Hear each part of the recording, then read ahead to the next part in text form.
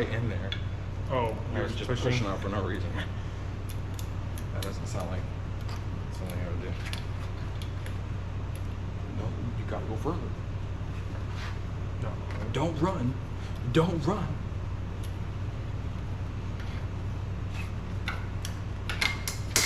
That sounds done. Chopping toes off over here. Thank you.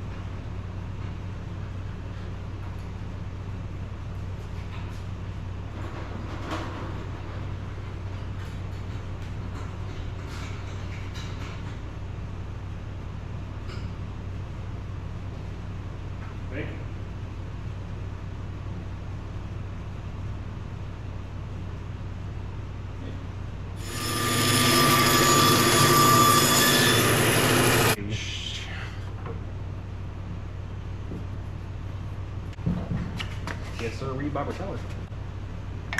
Nice. I'll be damned. The best saying. It is. I'll be damned.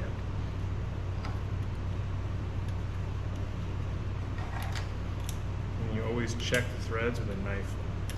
Yep. You go. Will you move your hands while you install this? What am I supposed to do? Finger like chopsticks? Can you move your hand when you install this? You say you want to record stuff, but your freaking body's always in the way. Alex, if you know, you know. Getting there, getting closer and closer.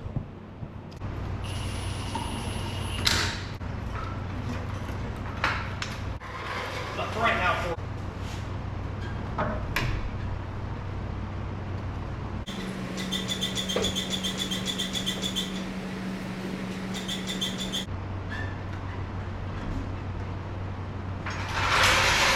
We are going to work on getting the e-brake cable, the new e-brake cables in the car.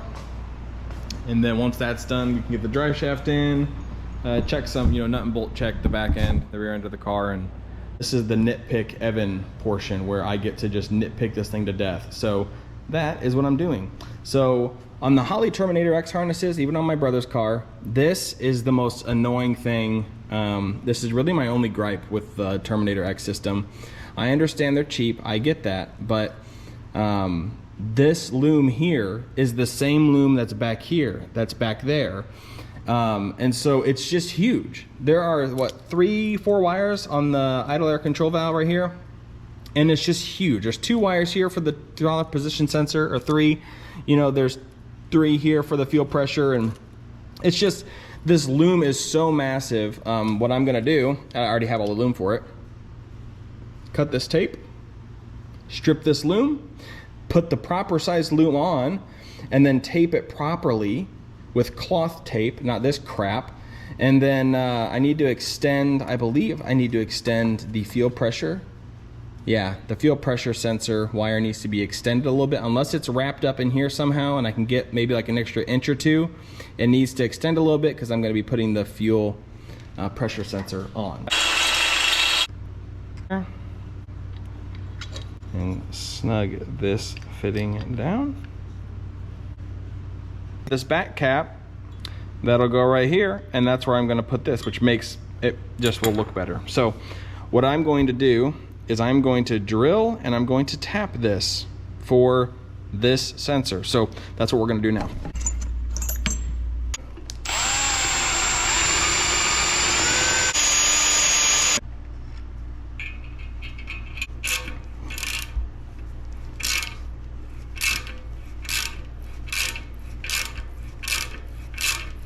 We've got our threads cut, got our fitting. We'll go ahead and get our dab of oil on the O-ring there.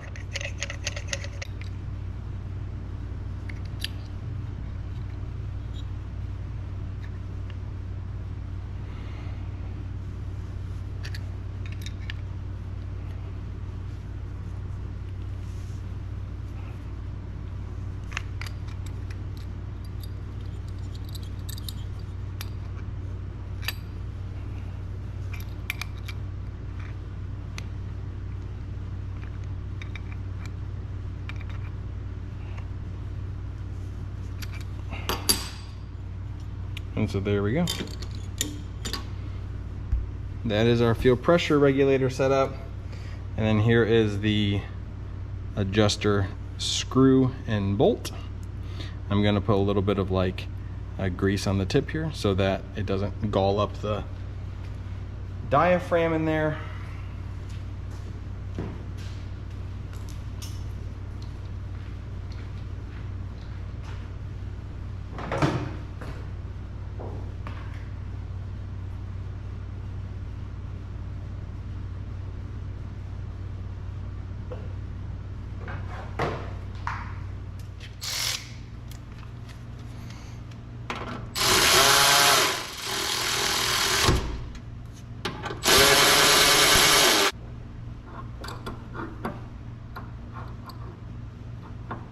That, I don't know if I'll need to extend the wiring on that. That might be okay once I kind of get everything in its place.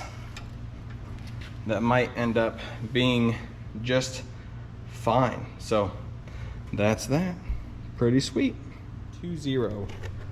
The core that I'm running is fairly small, and so I wasn't really able to run huge fans on it, but these are big enough for what I need right now. The other plus side is there's enough gap between the intercooler and the radiator that if I needed to run another pusher, that I could put, you know, in between, or even I could put a fan on the front of the intercooler. Either way, I think that will be plenty of cooling. I ran up to O'Reilly's and grabbed this 4-pin Dorman 91443 plug. And so what I'm gonna do is it has 4 wires, 2 black, 2 red. I'm going to use it to wire in my fan so I have a pigtail that's connected to the radiator like we did to my brother's car. So that makes this an easily like serviceable thing to where if I need to pull the rad, clip 2 10mm bolts, pop our upper and lower radiator hoses off, and then the radiator will come out. I hear him.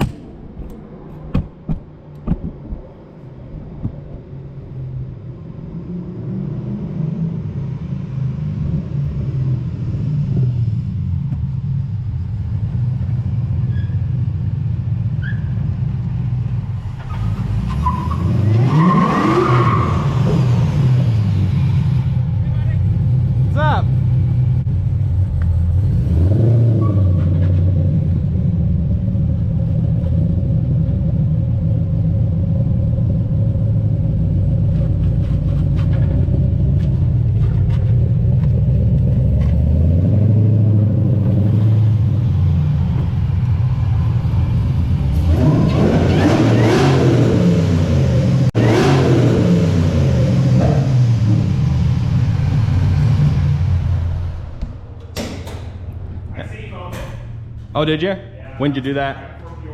Oh, nice. Like you said, we tell me the drinks. Bugs.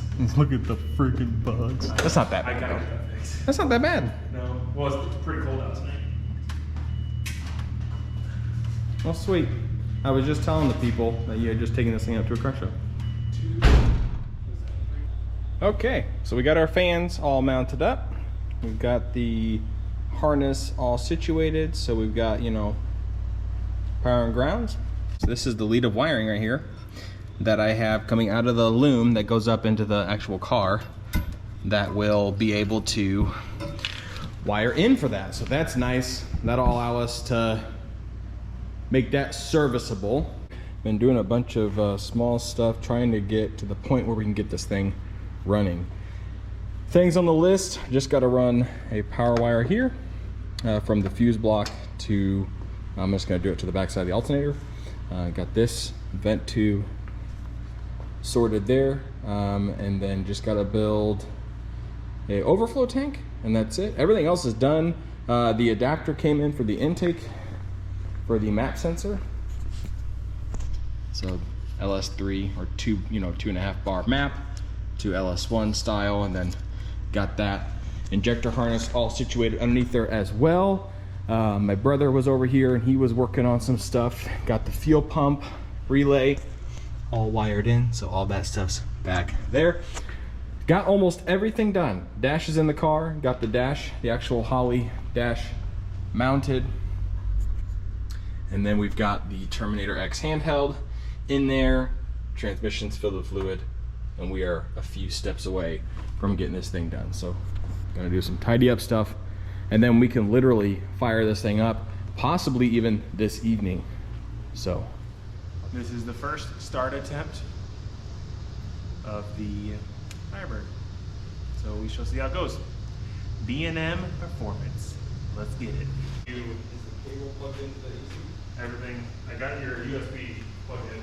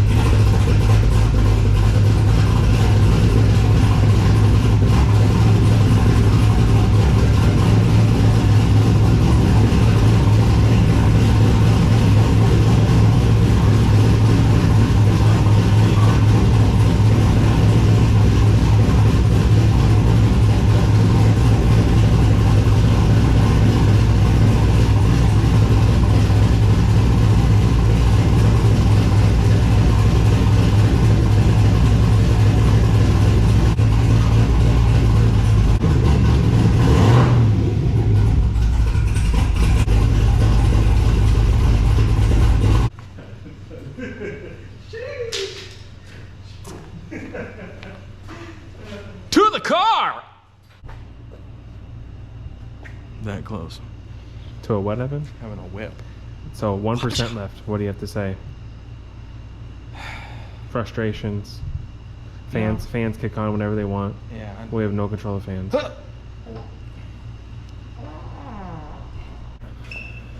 Sponsored by Your dad. your mom. As you saw in the video before this clip, it runs. However, with any project like this, you kind of get to a point where you get a bunch of stuff sorted, and then you kind of overview the car, and there's a couple key areas or small areas that you would like to refine or maybe fix some small issues. So that's what we're going to address. One small issue was the T-bolt clamps that I had gotten with these small little couplers for the lower and upper radiator hose. They were too small or too big. They were just like one size too big, so they were maxed out, so they weren't actually getting a proper clamping load on the hose. So this coupler up here was leaking, and then the thermostat was leaking, and so I had to pull that off and fix that. Oil leak, driver's side valve cover. On the back corner it was leaking, so got that replaced, and no more leaks there.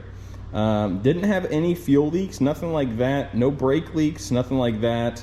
We got the brakes bled, the clutches bled. We do have a few small things left on the list here. Let's go ahead and pop her off.